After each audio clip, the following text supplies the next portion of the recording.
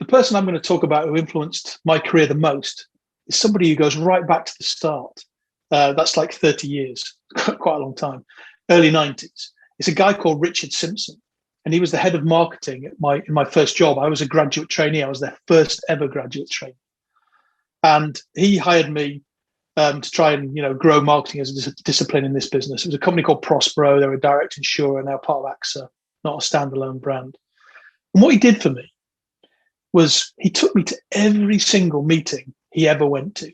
Didn't matter if it was with the CEO, with the agency, if it was a presentation, if it was in London, this business was based in Lancaster in the Northwest. If it was in London, wherever it was, all the TV shoots, anything, because he wanted me to learn. It didn't matter. I had no experience. I was just a kind of theoretical marketing student type person.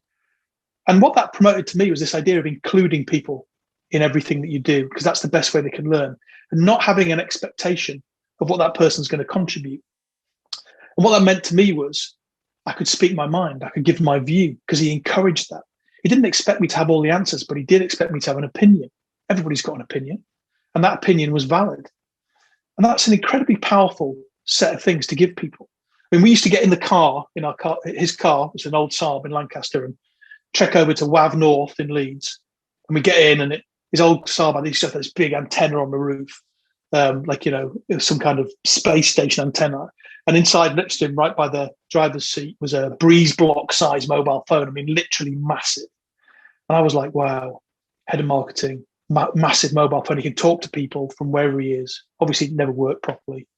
And then 30 years later, we've got these things, tiny. But it was amazing. It was a world that I didn't think I'd get exposed to so quickly. And that's what we did. You included them. So what I learned from that was to include people no matter what level they're at and what experience they've got, because they will add value to the conversation, and to give people time to learn and grow, because obviously I became much more of a contributor as I went on, and it was the cornerstone of where I got to now, in big CMO job.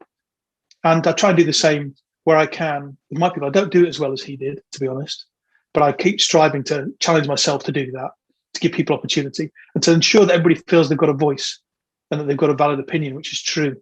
It's not all about science. It's often all about common sense as well. So yeah, Richard Simpson, he was a massive, massive influence on my career.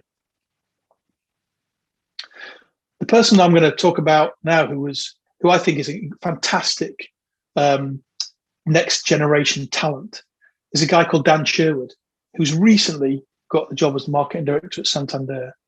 And he worked for me for many years, actually. I hired him when he was much younger, in a junior role, like a grade 2 role when I was a director.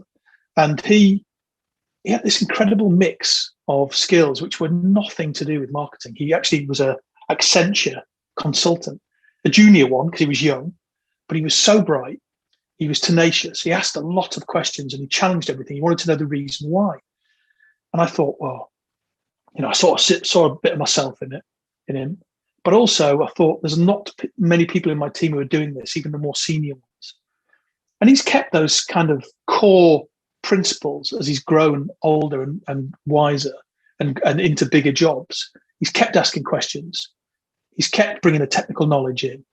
He's kept being thorough, but also being highly personable and this ability to connect with people.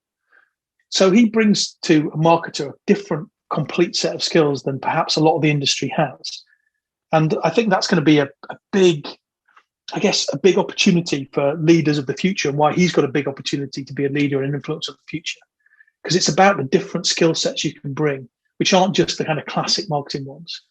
They're the ones about being disciplined, thorough, about being not just technical, but questioning and challenging, no matter what level you're at. So yeah, Dan Sherwood, an awesome potential future talent for the future.